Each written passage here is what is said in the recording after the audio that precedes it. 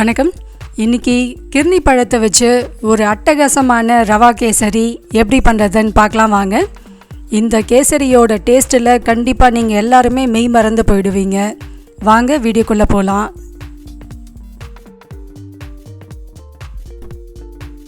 முதல்ல ஒரு கிர்னி பழத்தை ரெண்டாக கட் பண்ணிவிட்டு உள்ளே இருக்க அந்த விதைகள் எல்லாம் எடுத்துடலாம். விதைகளை எடுத்துட்டு ஒரு கால்வாசி பழத்தோட அந்த சதையை மட்டும் நம்ம தனியாக எடுத்துட்டு மிக்சியில் போட்டு நல்ல ஒரு ஸ்மூத்தான விழுதை அரைச்சி எடுத்துக்கலாம்.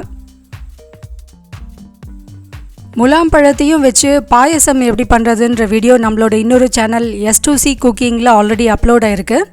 அந்த சேனலோட லிங்க் நான் உங்களுக்கு டிஸ்கிரிப்ஷனில் கொடுக்குறேன், மறக்காமல் அந்த ரெசிபியும் பாருங்கள். இப்போ நம்ம இந்த ஃப்ளெஷ்ஷை மிக்சியில் அடித்து தனியாக எடுத்து வச்சுக்கலாம்.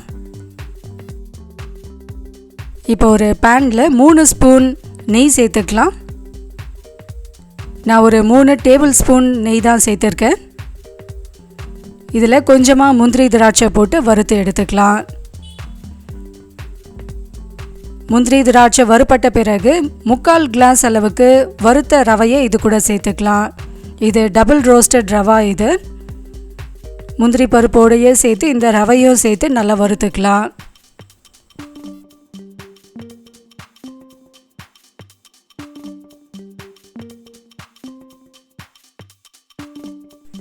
ரவை நல்லா வறுப்பட்டுடுச்சு. இப்போ இதில் 1 கிளாஸ் தண்ணி சேர்த்துக்கலாம். நம்ம இன்றைக்கி 3/4 கிளாஸ் அளவுக்கு ரவை எடுத்துருக்கோம். அதில் 1 கிளாஸ் தண்ணி சேர்த்துட்டு நம்ம அரைச்சி வச்சுருக்க அந்த கிர்னி பழ விழுதை இது கூட சேர்த்து கலந்து விட்டுடலாம். அடுப்பு இப்போ ஹை ஃப்ளேமில் தான் இருக்குது. ரவையும் கிர்னி பழமும் நல்லா வேகட்டும், அதனால் மூடி போட்டு ஒரு 2 நிமிஷத்துக்கு அப்படியே விட்டுடலாம். ரவை நல்லா வெந்து இந்த அளவுக்கு நல்லா மலர்ந்து வரும்.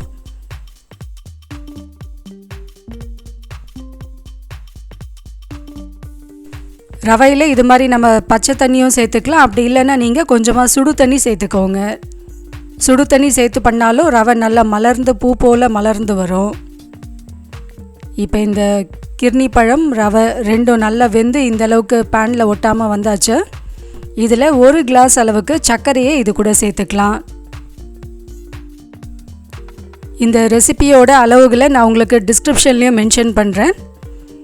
சர்க்கரையும் சேர்த்த பிறகு இதில் 1/2 கிளாஸ் அளவுக்கு பால் சேர்த்துட்டு நல்லா கலந்து விட்டுட்டு இப்போ இது நல்ல ஒரு திக்கான கன்சிஸ்டன்சிக்கு வர அளவுக்கு கிளறி விட்டுடலாம்.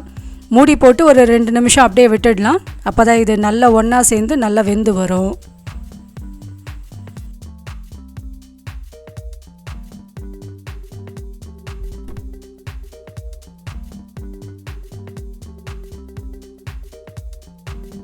கொஞ்சமாக ஏலக்காய் தூள் சேர்த்துக்கலாம்.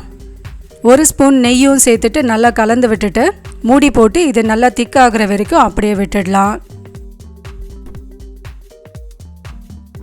இந்த கேசரியில் நம்ம ஃபுட் கலர் எதுவுமே சேர்க்கலை. நேச்சுரல் கலரே, அந்த கிர்னி பழத்தோட கலரே பார்த்திங்கன்னா இந்தளவுக்கு நமக்கு ரொம்ப அட்ராக்டிவாக இருக்குது.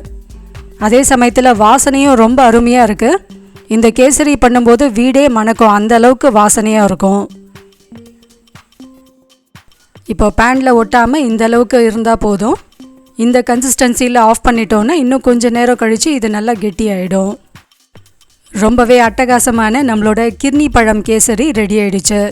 இந்த ரெசிப்பியை நீங்கள் கண்டிப்பாக ட்ரை பண்ணி பாருங்கள். ட்ரை பண்ணி பார்த்துட்டு உங்களோட ஃபீட்பேக்கை நம்ம கூட ஷேர் பண்ணுங்கள். இன்னும் பல ரெசிபீஸ் உங்களுக்கு உடனுக்குடனே அப்டேட் கிடைக்க நம்ம சேனலை மறக்காமல் சப்ஸ்கிரைப் பண்ணிவிடுங்க. தேங்க்யூ.